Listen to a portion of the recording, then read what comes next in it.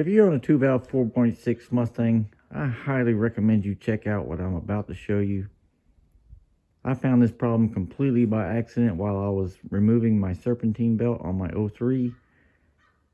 And after replacing a $25 part, it's like I stepped back in time 15 years on this engine. My rough idle is perfectly smooth now.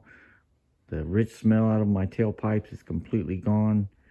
And after 4 or 5 short trips, this ECU has remapped itself, and I'm a little nervous I'm going to get a speeding ticket because all the ponies are back and this thing is hauling ass again.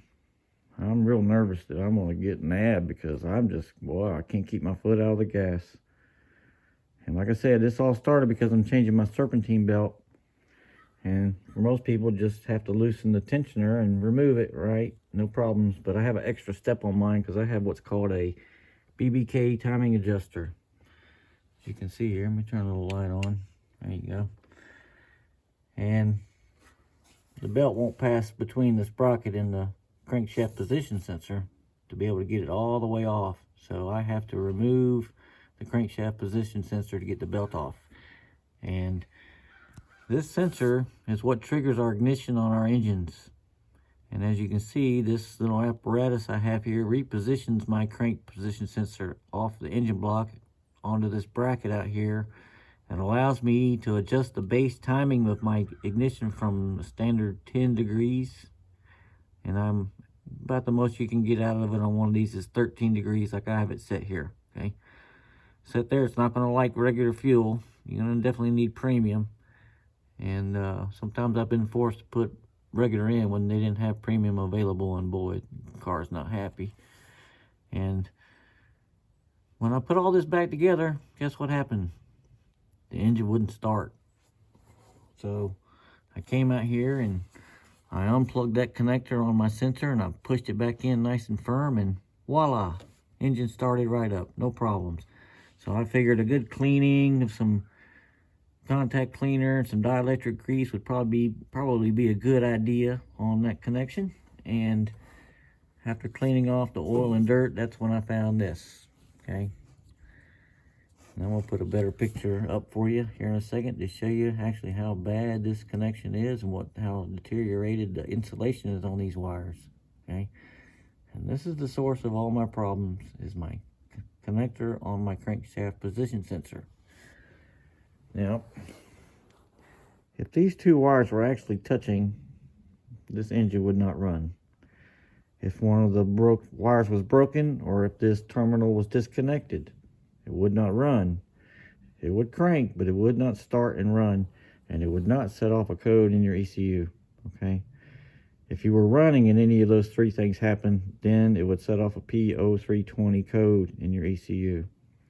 So what's happening in mine is they're not actually touching all the time, but it's causing a real degradation in my signal, okay? These two wires are connected to a shielded cable that run all the way back to your ECU.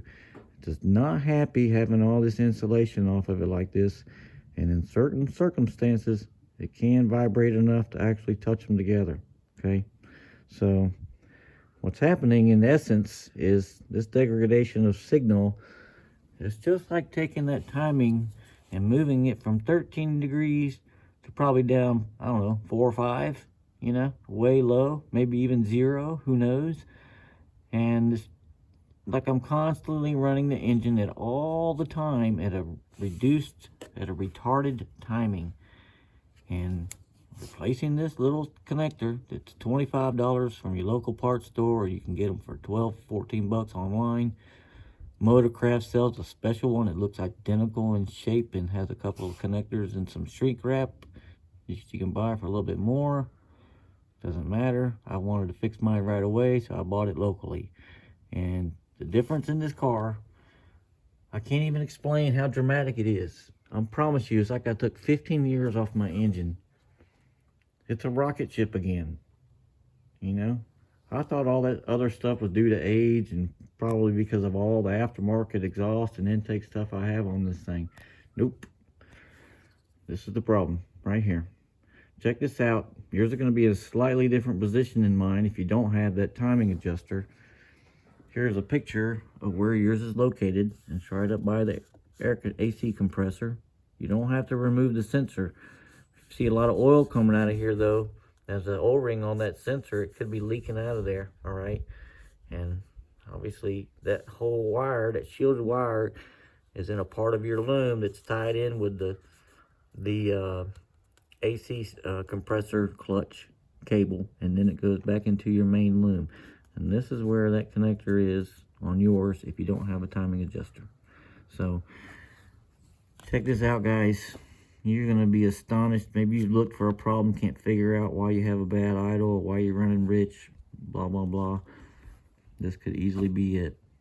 This is caused from the factory running the electrical tape around the wire loom that these wires are in. They're holding on to this connector, and as they're wrapping the tape around that wire loom, it's twisting these wires inside, leaving it like this, causing them to be strained, that insulation, and causing this to happen. I guarantee you this is what causes it.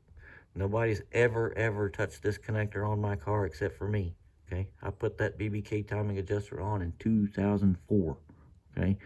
Nobody's ever touched this. So this is from the factory. Most of this wire was wrapped in electrical tape all the way up to this twisted point. I know what causes it. Check it on your car. If you haven't like this, you can be very happy that you replaced it. Simple, cheap fix. Astonishing the difference you'll find in your Mustang if you do have this problem. So hope this helped a few people out, and I appreciate everybody watching.